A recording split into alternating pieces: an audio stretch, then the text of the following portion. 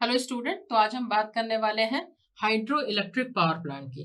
तो hydro electric power plant में basically क्या होता है कि जो पानी का जो पोटेंशियल एनर्जी है उससे हम इलेक्ट्रिसिटी को जनरेट करते हैं। किस तरीके से हम जनरेट करेंगे, इसके लिए हम क्या कंस्ट्रक्ट करते हैं, एक डैम का कंस्ट्रक्शन करते हैं। ठीक है ना। डैम क्या होता है, आपने कहीं ना कहीं डैम का स्ट्रक्चर देखा होगा। डैम क्या होते हैं, अक्रॉस द रिवर फॉर्म होते हैं और ये क्या करता है, पानी को इकट्ठा करने का काम करता है। ठीक है ना। अब जब ये एक डैम है बहुत ज्यादा हाइट पर, ये सपोज आपका एक डैम का स्ट्रक्चर है ये, और इतनी हाइट पर ये आपका क्या है, एक नदी है। और ये क्या है आपका, ये जो नदी आपकी फ्लो हो रही है इस तरीके से, इसने क्या किया, यहाँ पर पानी को क्या कर लिया, इकट्ठा कर लिया। पानी को क्या कर लिया इसने, इकट्ठा कर लिया। ठीक है ना। यहाँ पर जितना ज्यादा इस डैम की हाइट होगी, पानी यहाँ पे उतना ही ज्यादा आपका क्या है, इकट्ठा हो जाएगा। ठीक है। अब इतनी हाइट से अगर पानी को नीचे की ओर गिराया जाता है तो इसकी स्पीड और इसका प्रेशर दोनों ही बहुत ज्यादा होगा। तो ये जो आपका यहाँ पे रुका हुआ पानी है, इस डैम में पानी क्या है, रुका हुआ है, तो इसको हम क्या बोलेंगे, यहाँ पर पानी के पास में क्या है, पोटेंशियल एनर्जी है। ठीक है। अब इस पोटेंशियल एनर्जी जहां पर इस पानी के पास में, और इसको जब बहुत हाइट से जब नीचे की ओर गिराया जाता है, तब ये किस में कन्वर्ट हो जाता है, पोटेंशियल एनर्जी काइनेटिक एनर्जी में चेंज हो जाता है। इस टाइम पर इस पानी के पास में बहुत ज्यादा प्रेशर होता है और इसकी स्पीड भी क्या होती है, बहुत ज्यादा होती है। यहां पर एक कुछ टरबाइन होते हैं, टरबाइन्स के आपके क्या होंगे, इस तरीके के ब्लेड्स होंगे। इन टरबाइन ब्लेड्स पर इस पानी को जब गिराया जाता है तो टरबाइन का जो ब्लेड होगा, टरबाइन क्या होगा, रोटेट होना चालू हो जाएगा। और इसी टरबाइन से आपका क्या है, डीजी सेट आपका जो आपका जनरेटर है वो आपका कनेक्टेड होगा। और उसके बाद में ये जो जनरेटर होगा वो भी क्या होगा, आपका रोटेट होना चालू हो जाएगा। ठीक है। अब जब इसमें रोटेशन होगा, जब इस जनरेटर में जब रोटेशन होगा आपका, जब इस जनरेटर में रोटेशन होगा तो यहां पर क्या होगा, इलेक्ट्रिसिटी जनरेट होगी। और ये इलेक्ट्रिसिटी स्टेप अप ट्रांसफार्मर के थ्रू, स्टेप अप ट्रांसफार्मर के थ्रू ग्रिड को सप्लाई हो जाएगी। ठीक है। और जब ग्रिड को सप्लाई होगी तो using the transmission line consumer and तक ये इलेक्ट्रिसिटी को पहुंचाया जाता है। तो ये इसका एक ब्लॉक डायग्राम रिप्रेजेंटेशन है जो कि आप देख रहे हैं, जहां पर यह बताया गया है कि हाइड्रो इलेक्ट्रिक पावर प्लांट किस तरीके से वर्क करता है। अब आप देखिए, ये इसका एक स्कीमेटिक डायग्राम है। यहाँ पर अब आप क्या देख रहे हैं, डैम है। डैम के बगल में ही क्या है, आपका एक रिजर्वायर है। रिजर्वायर में पानी आपका इकट्ठा कर दिया गया है। इस डैम से आपका एक प्रेशर चैनल जा रहा है। प्रेशर चैनल से लगा हुआ एक आपका सर्ज टैंक है। सर्ज टैंक के पास में आपका वॉल्व हाउस है। वॉल्व हाउस से एक आपका पाइप निकला हुआ है जिसको हम पेनस्टॉक बोलते हैं। और ये कहां पर जाके कनेक्ट हो रहा है, पावर हाउस में। ठीक है। इस पेनस्टॉक में क्या होता है, पानी होता है। इसी पानी को ऊपर से नीचे की ओर गिराया जाता है। और इस पावर हाउस में क्या है, टरबाइन लगे हैं। टरबाइन में इस पानी को जब गिराया जाता है तो टरबाइन रोटेट होता है। टरबाइन के साथ ही यहाँ पे जनरेटर है और स्टेप अप ट्रांसफॉर्मर्स आपके कनेक्टेड होते हैं, राइट। और इसके बाद में आपका जो पानी है आपका रिवर में चला जाता है। ये आपका एक स्कीमेटिक डायग्राम है। यहाँ पर हम वन बाय वन समझेंगे कि कौन सा कंपोनेंट का क्या एक्चुअल वर्किंग है। सबसे पहले हम बात करते हैं कैचमेंट एरिया की। अभी मैंने आपको क्या बताया कि जो आपके हाइड्रो इलेक्ट्रिक पावर प्लांट है, जनरली हम ऐसे एरिया को सेलेक्ट करते हैं जो हिली एरियाज हो। ठीक है ना। जो आपके जो हिली एरियाज है वहां पर डैम को कंस्ट्रक्ट करना सबसे पहली बात तो बहुत आसान हो जाता है। दूसरी चीज कि यहां पर जो रिजर्वायर बनाना है वो भी आपका आसान है। तो अगर मैं बात करूं कि ये आपका कोई भी एक हिली एरियाज है, इस तरीके का आपका कोई एक हिल है, आपके दो आपके हिल हैं, और ये आपका क्या है, इसका एक मिड पॉइंट है। अब अगर यहां पे सपोज बारिश हो रहा है, यहां पर अगर सपोज इस तरीके से बारिश हो रहा है यहाँ पे, तो क्या होगा, ये जो बारिश का पानी होगा इस हिल में से जो भी इस पोर्शन में आएगा वो सारा का सारा यहाँ पर आ जाएगा। यहां से भी क्या है, सारा का सारा पानी इधर आ जाएगा। ठीक है। तो इस हिल का जो ये जो आपका सेंटर पार्ट है, इसके इस तरफ और इसके इस तरफ जो भी बारिश होगी पूरा का पूरा पानी यहाँ पर इकट्ठा हो जाएगा। ठीक है। लेकिन जो इस तरफ पानी आ रहा है वो इस एरिया को सपोर्ट नहीं करेगा। तो कैचमेंट एरिया वो एरिया होते हैं जहां पर पूरा का पूरा पानी, कोई भी एक एरिया जहां पर बहुत सारे स्ट्रीम्स आके आपके मिल रहे हैं, ठीक है ना। एक आपकी जो नदी है उसके बहुत सारे कुछ ऐसे स्ट्रीम हो सकते हैं, बाकी नदियों के भी कुछ नहर आपके फ्लो हो रहे हैं जो पूरे के पूरे इसी जगह पर आके इकट्ठा हो रहे हैं। तो इसको हम क्या बोलते हैं, कैचमेंट एरिया बोलते हैं। ये जो आपका पॉइंट है इसको हम रिज भी बोलते हैं या वाटरशेड भी इसको बोला जाता है। तो ये आपका क्या है, कैचमेंट एरिया है। इस कैचमेंट एरिया में ही आपका रिजर्वायर यहाँ पर बनाया जाता है, ठीक है। तो यहां पर क्या है, मैक्सिमम अमाउंट ऑफ वाटर होगा जिसकी वजह से रिजर्वायर बनाना यहां पर आसान हो जाएगा, राइट। अब ये यहाँ पर अब आप देख रहे हैं डैम का यहाँ पे एक स्ट्रक्चर है और डैम के एक पार्ट में आपका पानी बहुत ज्यादा भरा हुआ है, ठीक है। और इस डैम को बनाने से, एक हाइट देने से पानी एक साइड क्या है बहुत ज्यादा है, रोक लिया गया है। उस नदी के पानी को क्या है, रोक लिया गया है। और धीरे धीरे करके उसके हाइट को जैसे जैसे आपका पानी बरसता जाएगा या पानी वहां पे इकट्ठा होता जाएगा, रिजर्वायर का लेवल क्या है, बढ़ता चला जाएगा।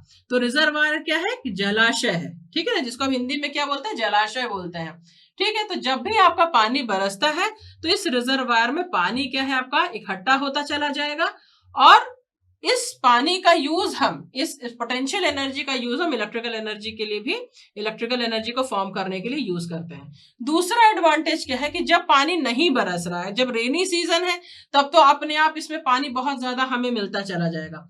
दूसरा इसका एडवांटेज क्या है कि जब पानी नहीं बरस रहा, ड्राई सीजन है, ठीक है, उस टाइम पर भी इस डैम में जो पानी भरा हुआ है, रिजर्वायर में जो पानी भरा हुआ है, ये हमें इलेक्ट्रिसिटी को जनरेट करने के लिए यूजफुल होता है या फिर हमको ये हेल्प करता है। ये डैम का स्ट्रक्चर आप देख रहे हैं। डैम का जो स्ट्रक्चर है, डैम क्या करता है, पानी को हेड देता है। जैसे आपने यहां पर बनाया, यहाँ पे ये आपका क्या है, रिजर्वायर है। जितना ज्यादा हेड होगा, डैम क्या देता है, हेड देता है, सपोर्ट करता है पानी को इकट्ठा होने के लिए। जितना ज्यादा हेड होगा, हेड का मतलब क्या है, ये आपका लोअर पार्ट है जहां से आपकी नदी बह रही है और यहां पर आपका क्या है, पानी यहां पर आपने इकट्ठा कर लिया इतनी हाइट तक।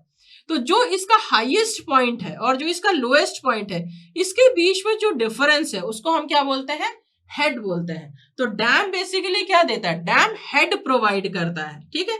तो जितना ज्यादा हेड होगा उतना ही पोटेंशियल एनर्जी आपकी या फिर काइनेटिक एनर्जी आपकी होगी और उतना ही ज्यादा आपका इलेक्ट्रिसिटी प्रोड्यूस होगा, राइट। लेकिन सबसे ज्यादा नीड हमको किसकी है, पानी की जरूरत है। तो hydro electric power plant generally वहां पर बनाए जाते हैं जहां पर आसपास कोई नदी हो या फिर हिली स्टेशन जहां पर हम बहुत अच्छे से रिजर्वायर बना सके। अब ये पार्ट आता है आपका ट्रैश रैक का।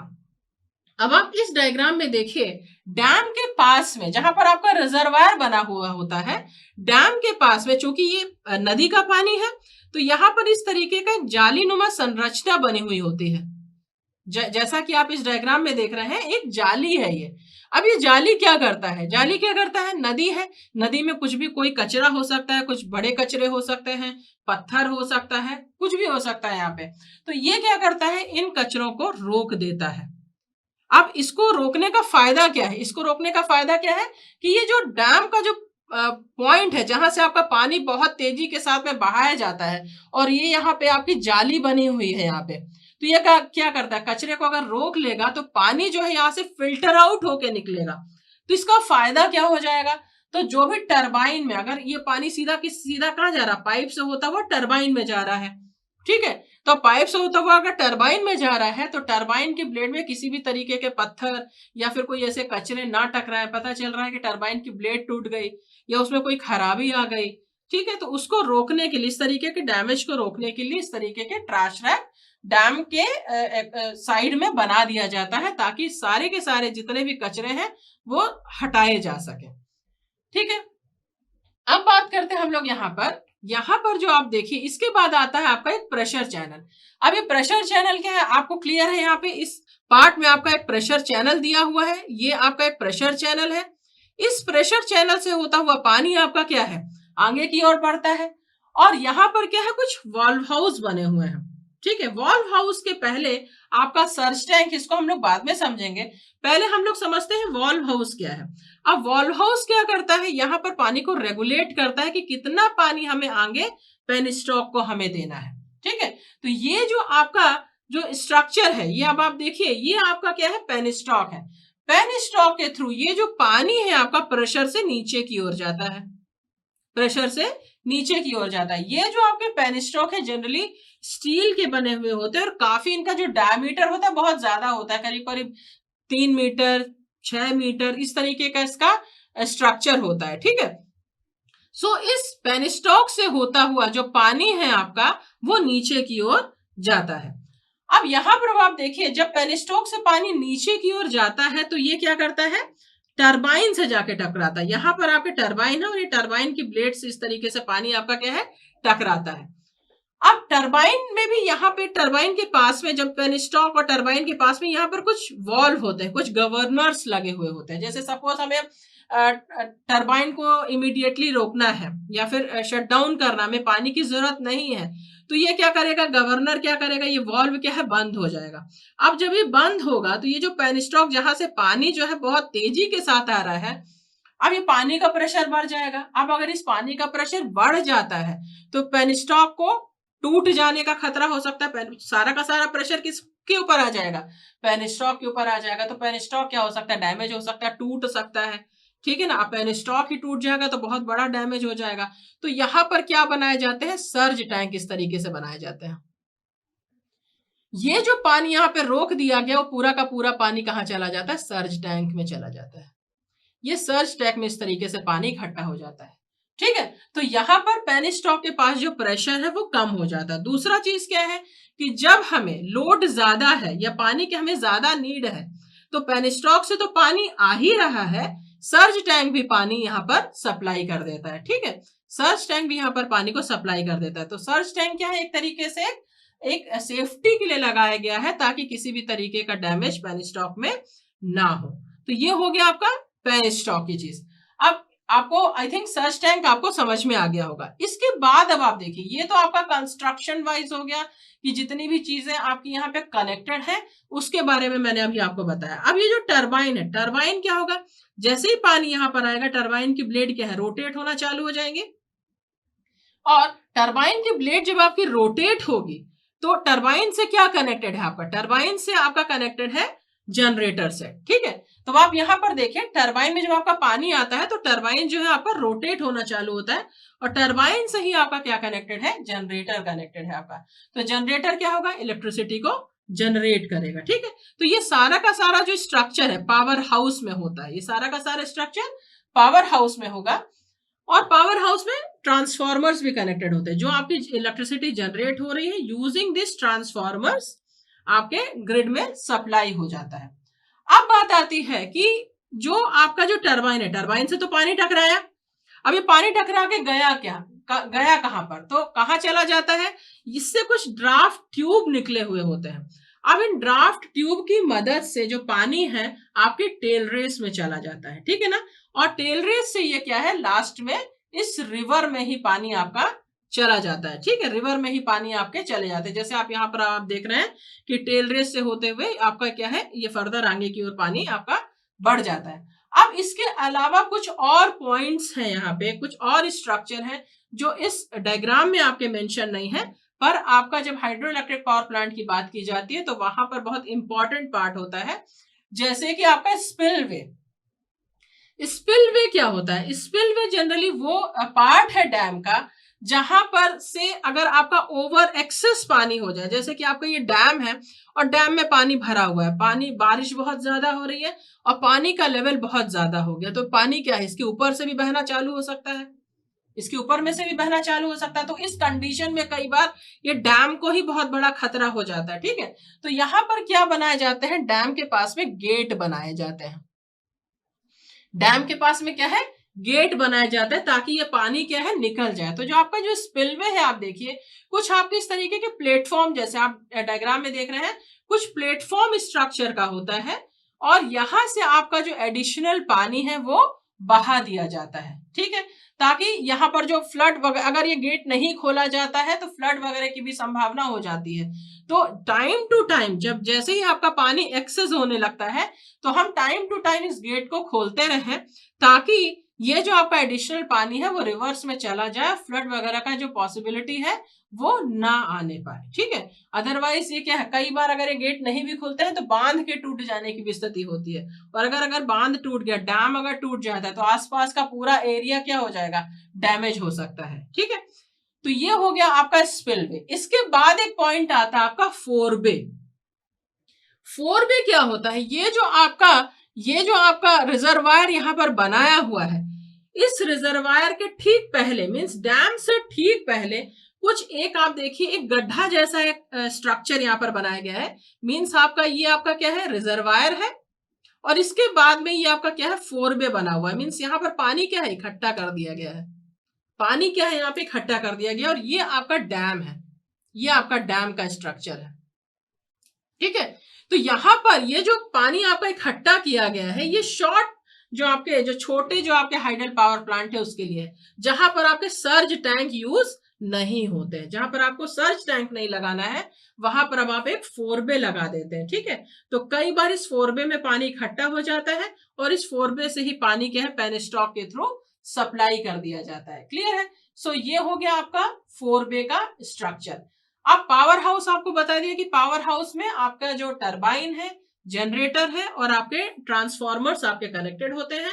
जैसे ही आपका टरबाइन के ब्लेड में पानी यहाँ पे गिरेगा तो टरबाइन आपका रोटेट होगा, टरबाइन से आपका जनरेटर कनेक्टेड है, इलेक्ट्रिकल एनर्जी यहाँ पर इलेक्ट्रिकल एनर्जी प्रोड्यूस होगी, और ये इलेक्ट्रिकल एनर्जी आपकी ट्रांसफॉर्मर के थ्रू हाई वोल्टेज में कन्वर्ट होगा और ट्रांसमिशन लाइन के थ्रू कंज्यूमर एंड तक पहुंचाया जाता है, ठीक है।